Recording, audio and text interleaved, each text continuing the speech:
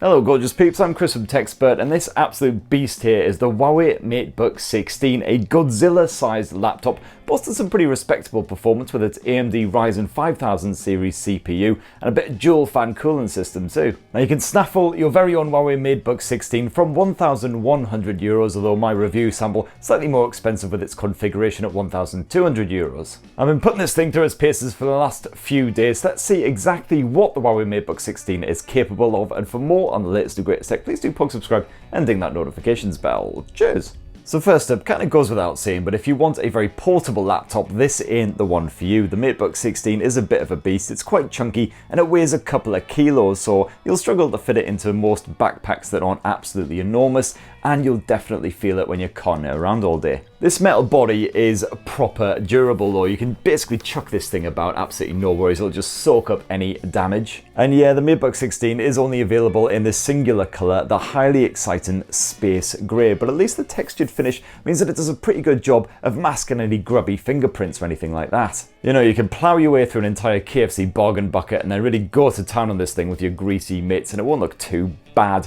Afterwards, quick buffing with a cleaning cloth, it'll be brand new. The port selection isn't exactly comprehensive considering it's a massive laptop. You've got dual USB-A ports over on the right edge, dual USB-C on the left, plus an HDMI connection. There's no Ethernet port for a wired networking connection, there's no DisplayPort action, and there's no Thunderbolt support either, and those USB-C ports, so bit of a shame overall considering it's not exactly a particularly cheap laptop, and there's certainly plenty of room on that chassis for more. Now one of the benefits of having a 16-inch laptop is the fact you've got plenty of space for that lovely large chiclet style keyboard, especially as Huawei hasn't attempted to cram in a dedicated number pad here on the right edge. Although annoyingly, despite the gargantuan size, Huawei has still crammed the enter key into a single pissing row. But overall, I did get on really well with the Huawei Matebook 16's keyboard. I found it was very comfortable to type on, a little bit spongy towards the center, but certainly nothing dramatically bad. Keys are well spaced, the travel is reasonably deep as well. So yeah, I found that touch typing I could reach some pretty decent speeds. And the keyboard is naturally fully backlit with a couple of different stages of backlight and to suit your ambient environment. And I was very happy indeed to see that there was a built-in fingerprint sensor on that power button as well. So just a quick tap of your digit on there and you'll be straight in, no messing around with pins or passwords. Although I definitely did notice in my time with the Huawei Matebook 16 that it was sometimes a little bit lethargic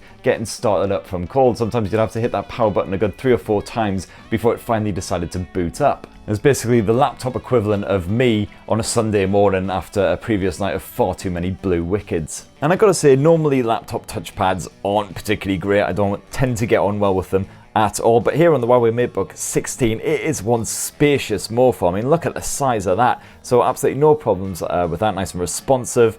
Even the clicky mouse button bits weren't too terrible. Unfortunately, one irritation of the Huawei Matebook 16 is the fact that it's got very skinny bezels surrounding that display. Normally that's obviously a good thing, but it means there's no space up top for a webcam, and so Huawei has had to resort to its usual trick of hiding away the webcam inside of a button in the keyboard, which you might think is pretty bloody clever until you actually come to do a Zoom call or a Microsoft Teams, God forbid, and you realise that everyone is basically just staring right up your bloody nostrils. Not a particularly sexy look, I've got to say, and I even remembered to trim the hairy vines that sprout out of both of my nostrils this morning. The actual quality of the webcam is absolutely fine. It's your typical HD affair, so the images are quite grainy when blown up and everything. But yeah, just purely because of the positioning of this thing, I would say definitely you want to get yourself a separate webcam if you're going to be doing a lot of online chats. And likewise, while you do have a dual mic arrangement here in the Huawei Matebook 16 for picking up your voice if you're doing some sort of Skyping session or whatever, definitely want to get a headset on the go as well just to keep the quality as high as possible. And if one of your major desires in your new laptop is having a frickin' enormous display, well, mission accomplished here on the Huawei Matebook 16. It's an IPS panel, 16 inches,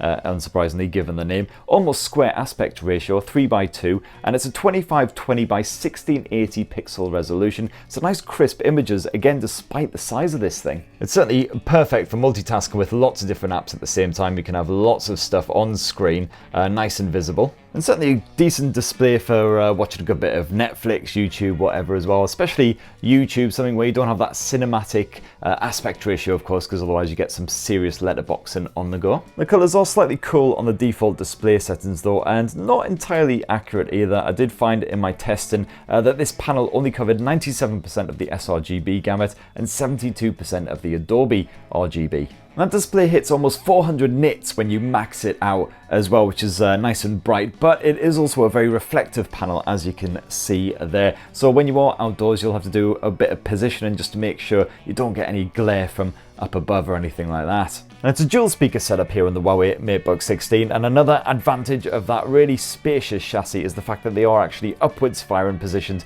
either side of the keyboard. These prove to be just about loud enough for enjoying some Netflix in the kitchen when you're busy cooking up a meal, even with kids warbling in the background. And because they're top firing, that audio stays nice and clear. Now, my review model of the Huawei Matebook 16 was powered by an AMD Ryzen 7 5800H CPU backed by a generous 16 gigs of RAM. And this is more than worthy for multitasking. You can literally stream video and music in the background while you're working in Google Chrome with other shiz going on as well. And if you get all hot and bothered at benchmarking, well, on Geekbench we got a single core score of 1309, multi-core 6677. However, the Huawei Matebook 16 doesn't have a dedicated GPU stuffed into that massive chassis. It uses the integrated AMD Radeon graphics instead. And that's absolutely fine for simple creative tasks, bit of photo editing, not a bother, bit of light video editing as well, absolutely fine. I thought I'd really start to push the Huawei Matebook 16 with a bit of gaming. I tried some Doom Eternal and that was basically unplayable on the recommended graphics settings, so I did bump it down to the lowest settings and then it was a bit more tolerable, but certainly not what I would call fluid. That frame rate was just about good enough to make the game playable, but it certainly wasn't particularly enjoyable, and I suck enough at these games when I'm on a shit-hot gaming machine, let alone something that's struggling to run the bugger. The Huawei Matebook 16 definitely gets on much better with less demanding fare, like Black Mesa for instance. That ran perfectly well on higher detail settings, no worries. Overall, it was a lot more fun, apart from when my newly acquired kitten of course decided to try and help me out a bit, and my view was completely obscured by fuzzy cat butt. Seriously mate, I love you, but this is just not conducive to the filming of this video. So overall, the Matebook 16 will do casual gamers just fine, but if you want to run more recent and demanding titles, well, you're definitely going to want to look for a more dedicated gaming machine. Both Acer and Asus, for instance, do some really solid ones around this sort of price point. And again, for you benchmarking diehards, well, in 3D Mark, TimeSpy spaffed out a score of 1248, and the Huawei Matebook 16 did pass the stress test with a 97.3% score.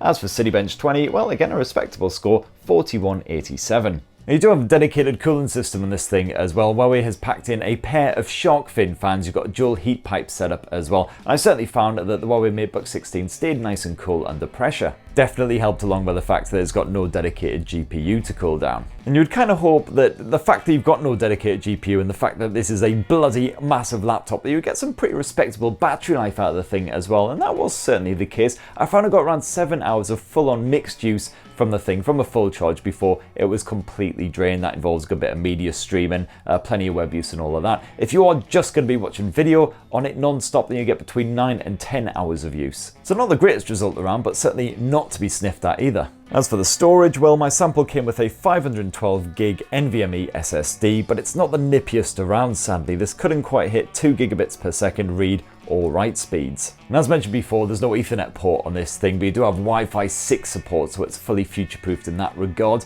and no LTE option just yet. And if you happen to have lots of other Huawei devices kicking about, well, the good news is the Matebook 16 fully cross-device compatible as well. So for instance, say you got one of those snazzy new MatePad Pro tablets, you can actually use that as a second display if you find that this screen for whatever reason isn't enough for you already. You can also use the tab display as a sketching pad, all kinds of stuff. So it's great to see that Huawei is still embracing that whole ecosystem setup that it's been talking about for several years now. So that in a nutshell is the Huawei Matebook 16, an epic Godzilla-sized laptop. Certainly if you want a big square-style display to do lots of things on at once, it'll definitely do the job there. You've got enough run for light creative tasks and a bit of casual gaming on the side as well, although I'd definitely point you in a direction of a different laptop if you are more serious about the gaming side of things and if you want to do some proper full-on video editing. So anyway, that's what this bold northerner thinks of the Huawei Matebook 16. As I say, coming soon, starting from €1,100.